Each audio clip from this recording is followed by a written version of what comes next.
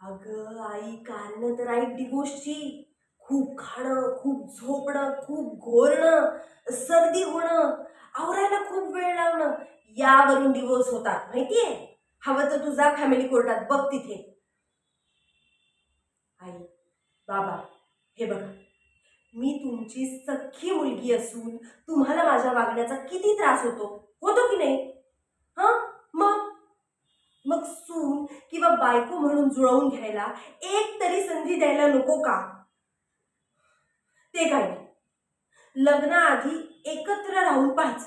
जुळलं तर ठीक आहे, नाही तर काय आपण मोकळे, हो की नाही बाबा? बाबा, हे बघा, जर माझं लग्न होणार असेल तर ते असंच होईल, नाहीतर मला लग्न करायचं नाही. आणि आता यापुढे माझ्या लग्नाचा विषय या घरात बंद.